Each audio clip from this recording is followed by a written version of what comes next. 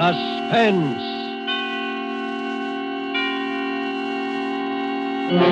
Tonight's Dateline Lisbon, starring John Hodiak.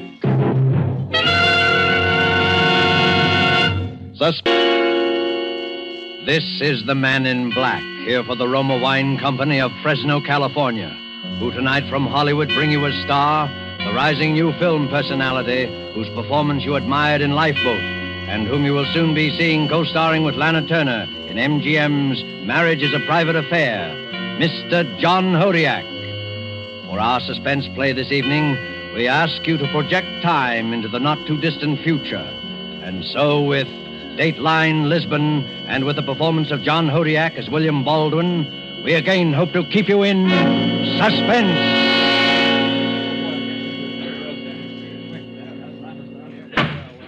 Your name? William Baldwin. Occupation? I was a foreign correspondent. At the time, that is, of the murder with which you were charged? Around that time, yes. I see. Now, Mr. Baldwin, would you be good enough to tell the court where you were on October the 5th, 1944? I was in Lisbon, Portugal. Can't you be more specific? Look, when you say I was in Lisbon during the invasion, you've told most of your story right there. You know the place. Yes, we know it. I should say that at one time or another during the course of the war, most of us here had occasion to pass through that port. That was the big way station, all right. The neutral terminal for the boys who worked for the Allies, those lined up with the Axis. You'd see a crowd from the Soviet, anxious to get back to the Eastern Front and the sound of the Internationale. You'd see right behind them, maybe, a delegation of Nazis, glad to be away from any front and sick of the Horst Wessel song. The lads from London with their briefcases and striped trousers and Rule Britannia very clear in their ears. They were there, too. So were the guys from Warsaw. Their clothes getting a little threadbare, but the Polonaise sounding as fresh and strong as it did 4 years before. And the French, not the Vichy'ites, but the ones who might be at the very next table, the free ones, who never stopped hearing La Marseillaise. Brass hats, underground agents, refugees, and heels. That was Lisbon.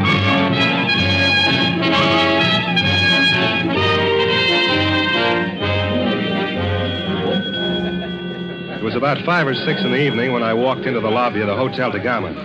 You know the place, right in the center of town. Anyway, I happened to glance up and I saw this girl standing about midway on that big marble staircase that leads down from the mezzanine. She had a Leica camera up to her face and was drawing a bead on the whole lobby. No, pare, señorita. Suddenly, a little fella yelled up to her to stop. And as he did, a fat guy standing at the desk whipped around. He spotted the girl, too. The next second, he was the scaredest-looking character I'd ever seen. He whirled back, away from the camera, but she'd already clicked the shutter. In another second, I got a shock myself. The girl lowered the camera from her face and... yeah, it had to be her.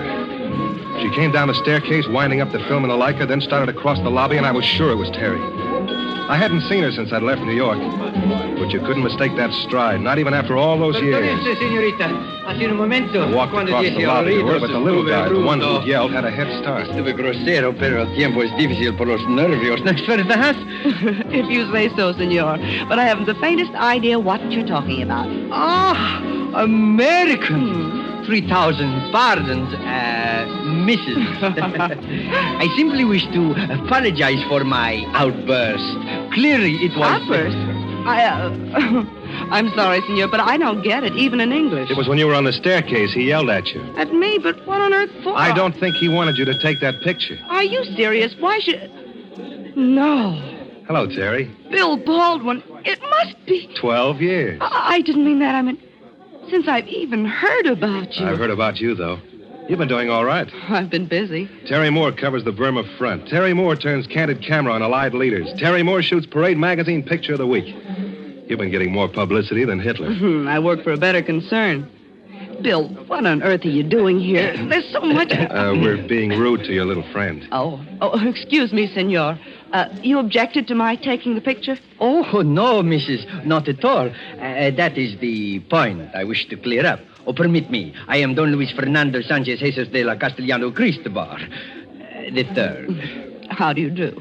But my friends call me Mosca. I can understand why. Yes. Mrs., I should very much like to buy that picture. Buy it? Precisely. Well, that won't be necessary. I happen to have a developing outfit upstairs in my room. I'll run you off a copy myself. That's in case you can't wait till you see it in the magazine. The magazine? This picture you took will be published? Oh, yes. Simply a shot to display the color of the city, the hotel. Oh, I see. Mrs., this may at first appear to be a somewhat extraordinary request. The fact is, I am a great admirer of your work, and I wondered if perhaps... You could have the original, the negative. Well, yes, senor, I did have that in mind. Oh, do not be concerned. I'm quite prepared to go as high as, let us say, $5,000 in cash. Oh, come now. Well, then let us say 10. What is this, a rib? Oh, no, Mrs. It is an offer. $10,000? You know something, senor? You're insane. But I'm not, and I'll take it. Wait a second, Terry. I don't think I'd do that. Forgive me, but my proposition was the Mrs. only. You could have put it more plainly. Now, listen, you don't think he wants to pay a silly price like that for just a good view of the lobby? He could get that on one of those penny postcards around here. I don't care what he wants it for. All I know... You don't care what he wants it for because you don't even know what's in it. For all you know, you've got the hottest picture of your whole career right in that camera of yours. Mrs., it is necessary that we complete the trade without any further discussion. $10,000 in exchange for the negative. That is correct. If you don't mind, senor, perhaps I had better think it over for a while. Oh, I'm afraid that will not be possible. The offer is good only now. Then, adios, senor. Well, let us trust you are making no mistake.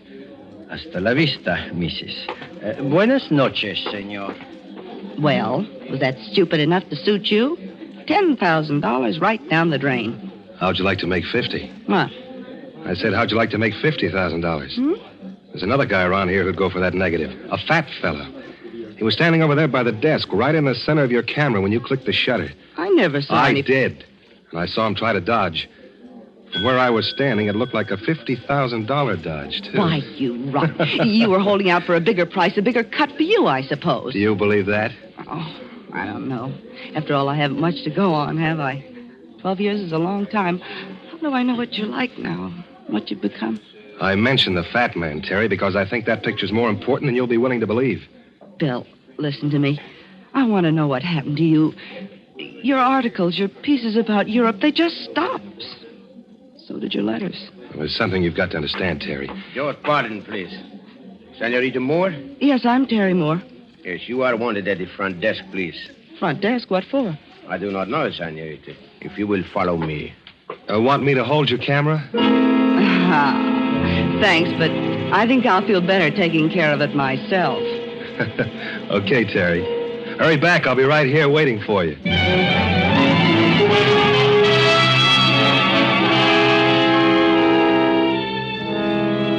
I'd been standing there about a minute, gentlemen, when I looked up and saw the fat guy. He stepped out of one of the lobby phone booths and headed for the cocktail lounge. I didn't want to lose track of him, so I followed. Pretty soon out came Terry. She had a funny look on her face. Okay, so you're right, and I hope you're satisfied. What happened? Get a better offer? Yes, my life.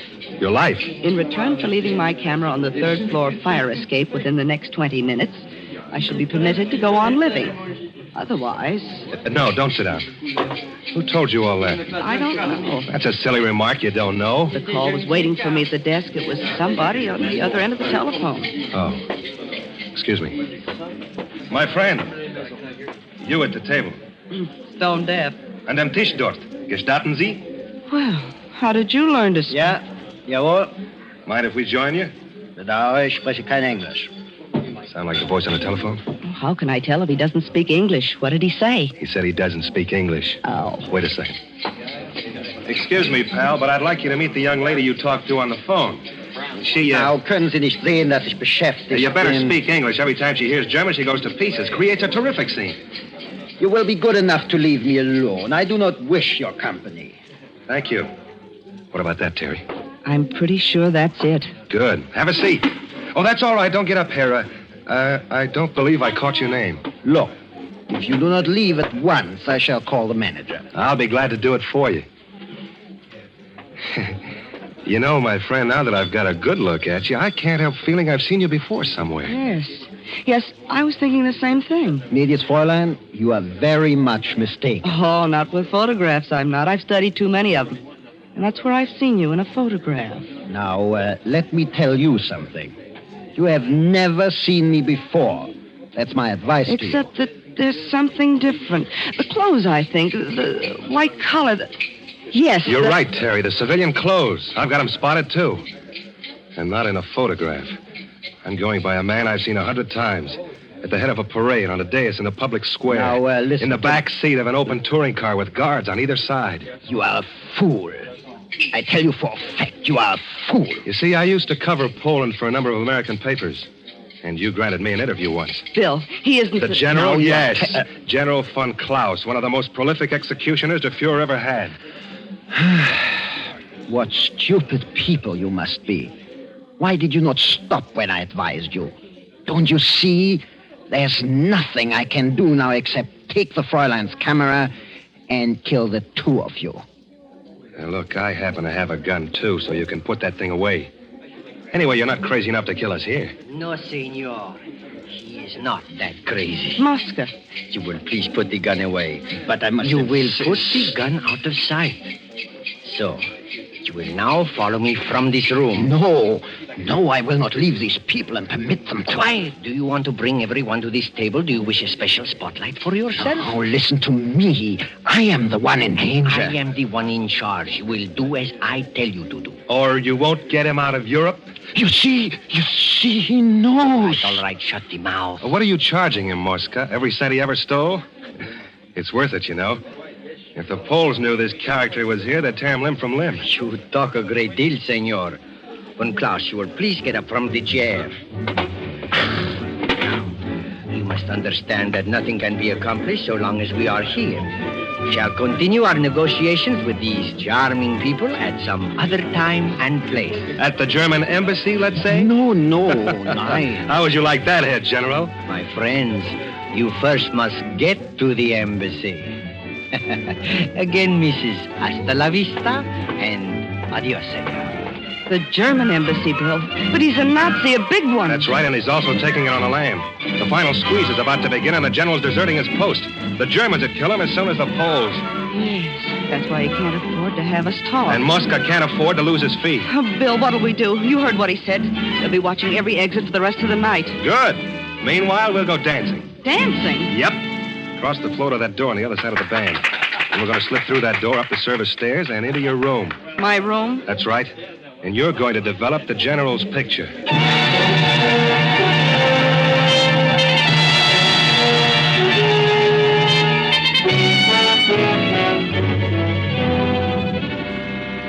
Tonight for Suspense, Roma Wines are bringing you as star Mr. John Hodiak, whom you have heard in the prologue to Dateline Lisbon by Harold Medford. Tonight's tale of suspense.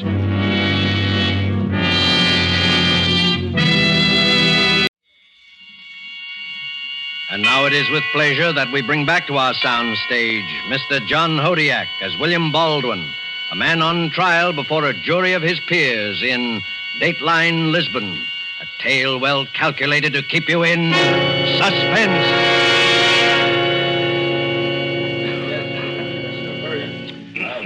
You were testifying, Mr. Baldwin, that you and the young lady started up for her room. That's right. The rear way, up the service stairs. I see. Mr. Baldwin, since you've already admitted the murder, are you sure there's a need for such detail? I wanted you to have your record straight. There isn't much more of it, though. Very well. And so you got the girl up to her room, eh? Yes. I remember very clearly. We stepped into her room. I shoved the bolt across the door. She switched on the light. Then she went straight for her developing stuff. A tray, an MQ tube, the hypo, the usual paraphernalia, and went to work. I knew what was in her mind. She was going to develop that picture and get out of there as fast as she possibly could. She was scared, I guess. Then while I stood there watching her, she stopped. For about half a minute, stared into space. Bill, What is it, Terry? you haven't said anything about going home, going back to America. You've been over here so long, Yeah. Say, you'll want those lights off when you start to develop that thing, won't you? Yes. Well, give me the signal when you're ready, huh? I think I'm ready now. Okay. Bill, there's something I've got... What's that? What's what? That noise, then. Oh, I was just trying the door to be sure it was locked. Little jumpy, aren't you? I wouldn't be. There's not a soul who can get to you, Terry. So just relax. You were asking me something. Yes, Bill. What are you doing here? In Lisbon? Yes. I'm waiting. I've been waiting for months. You mean to get home? I can't go back to America, Terry. I'm on the list. I was surprised you didn't know that. Oh, no. Yeah, I've been waiting for a chance to escape. Your hunch is right. I stayed over here too long. I lost the feel of my country and the sense of what she was. And when they got around to repatriating the correspondents, I elected to stay behind. I'd been inoculated, Terry. I had the germ. So help me, I went for that spiel about the new order of things. But you could... You don't mean you worked for them? I worked for them. There were 1,000 things a guy in my position could help him with. And now that the heat's on, now that the walls are beginning to melt, you're making your getaway. That's right. Before the courts come to session and the sentences are handed out. A traitor. A coward. You and Von Klaus, you're cowards, both of you. You're two of a kind. Yeah, we ought to make fine traveling companions. South America, I imagine. Oh, he and Mosca don't know it yet, but that's how it's going to work. You see, the way I look at it, if Mosca can arrange an escape from Von Klaus, he can certainly arrange one for me. You got the money to pay for it, huh? No, but I've got the picture. Your picture. If that thing's published and if the story gets out, the Senor's Underground Railroad is dead. He'll make a deal for that picture, all right. Let's not worry about that.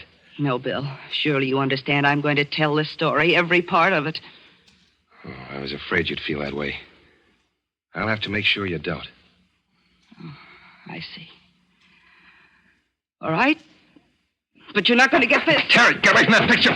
The door. Somebody's opened the door. Baldwin, the picture. Do you have it? Von Klaus. It's safe, General. And put away. You'll find the light switch there by the door, left side. And Mosca. But that door was locked. How did you open it? We didn't, Mrs. We opened this door. The closet. Then you were there all the time. You were listening. We were there when you entered the room. And you've already heard my proposition. What do you say, Mosca? Is it a deal? But of course, senor, of course. And now, if you will turn over the photograph. Yes, senor? You get the photograph when I'm on my way with Von Klaus with the right kind of passport and tickets. Incidentally, how soon can you get me those? I'm in something of a rush. I understand, senor. Would tomorrow... Let's say tonight, in about 30 minutes, in the lobby. Look, why the hesitation? It's very simple. I've got the photograph and I've got a gun. What'll it be? You must know the answer, senor. It is a deal. Okay. You can leave now. I've got some work to do. Very well. It shall be as you say, senor. 30 minutes from now in the lobby. Von Klaus? There is just one thing unsettled. Yes? The Fräulein. Now, for the sake of security of all, I must insist she be silenced at once. You don't have to insist. I'm taking care of it myself. Now, you understand, Herr Baldwin. In my present situation, I must be very sure of things. Yeah, sure. Meanwhile, I told you to clear out of here. Not till the Fräulein is silent. Don't be stupid. This isn't the time for that or the place either. We can't... No? Then why did you select this time, senor? And also select this place? Yeah. We heard you only a minute ago, preparing to shoot this girl. No. Then why do you delay, Herr Baldwin? Why do you not proceed? That gun again? Come on, General. Put it away. For what reason? What does it matter whose weapon we use? And, why don't you make me put it away? He has no weapon. Bill. He has no weapon. I think you better make sure. Go on, he's covered. Your arms, senor. Hold them away, so.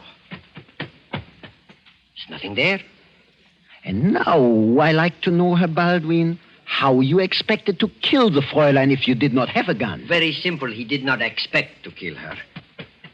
Nothing in that pocket. Then why did he say... Why? Because he heard the noise from the closet, and he knew that we were here. You remember the moment, Mrs., he said he was trying the door? He knew we had guessed you would come to this room. He knew we were here to finish you both. He was playing for time. He was bluffing. And about the Nazis, about escaping. Lies, a stupid fable to hold us off. Is that not so, senor? Is not everything I say the truth, huh? You're an awfully little guy to talk so big. Oh, I can afford to talk big, senor. I am sure now that you have no gun. You are, huh? What's that? What is it? What are you doing? Turn loose of him, Baldwin. I'll fire. Go! Me. That's it. Oh. Just face Von Klaus. Oh. There. You see, right in his hand. There's my gun, senor. Okay, General, go on and fire. No, wait. Go on. And the way I'm lined up now, your bullet will go straight through Mosca first. Stop moving, Mosca. He will seize the gun. He will... Oh, no. Now listen to me. Listen, I'll say to you now, Baldwin. If you do not release him in exactly 5 minutes, I shall shoot the Fräulein dead. Go on. Oh. Meanwhile, I'll work on Mosca. It'll take not quite more than 5 minutes to strangle him, and you'll have plenty of time to fire. But the chances are great you'll hit him. Are you And he's your only means of escape. Take your hands from his throat. Your one single lifeline, Von Klaus. He's the only guy who knows the ropes and his time is running out. Now, wait, listen. We can make some arrangement. All right, Von Klaus. Put your gun on the table. We'll go on from there. No, the gun, no. Your life's going fast, Von Klaus. The one man who can save your neck's get's pretty limp. Put your gun on the table. Whatever else you listen, money, what is it, your prize? How much? Oh, my God, stop. There. It's on the table now. Let him go, Baldwin. Please, let him go. Terry, the gun. Yes. Here, Bill. Here it is. Thanks. He'll be okay in a minute. But the gun, what are you? Never mind that. Just tell me your full name. I do not understand what... Answer the question. What's your full name? Maximilian Reinhard von Klaus. Occupation?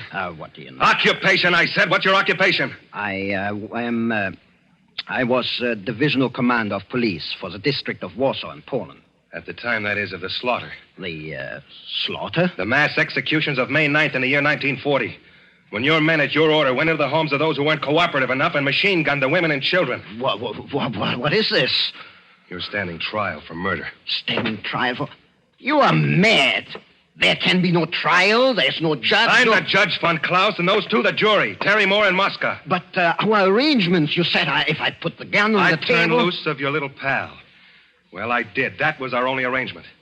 And now I want to know how you plead, guilty or not guilty, for the execution of those families. Those families? How would I know those families? You wouldn't know, but I would.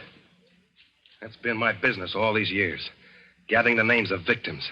Keeping records on murderers like you. Baldwin, wait. Give me a chance. A chance? Those Poles didn't even have a trial. You had them shot in cold blood without even passing sentence. But you're getting all of that, Von Klaus. You're really getting the works. But you must understand those measures are... Look, I will show you. It's a matter of administration. Did you or did you not have those people killed? I'm trying to explain to you it was military expediency, the entire procedure. It's part of the war. It had to be done, I'll tell you. In other words, you did. Yes, but That's all I wanted to hear. Your verdict, Terry, what is it? I say the man is guilty.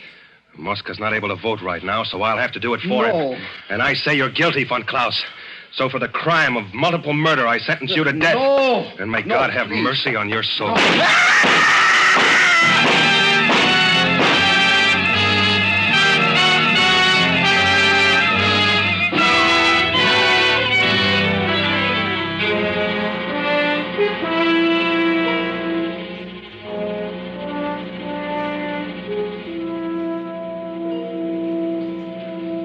Gentlemen of the jury, the commission of murder has been very plainly established. So in the case of the world democracies versus the defendant, William Baldwin, what will your verdict be? Your Honor, we find the defendant guilty. And direct that he be freed at once to receive the court's commendation. Thank you, gentlemen. In view of the somewhat irregular circumstances, we see no reason to dissent. There is, however, a question. We know, of course, that this Mosca has been imprisoned since the collapse of the Axis powers. But that picture, Mr. Baldwin, Terry Moore's photograph of Von Klaus, whatever became of that? Oh. Well, ever since we've been married, it's the one thing I don't dare mention. She's pretty touchy about it. Yes? But you did develop it finally. Oh, sure. And it was, well, sir, the thing was just a blur.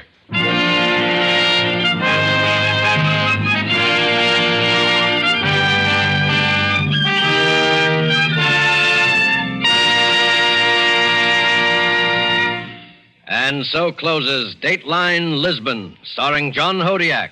Tonight's study in Suspense.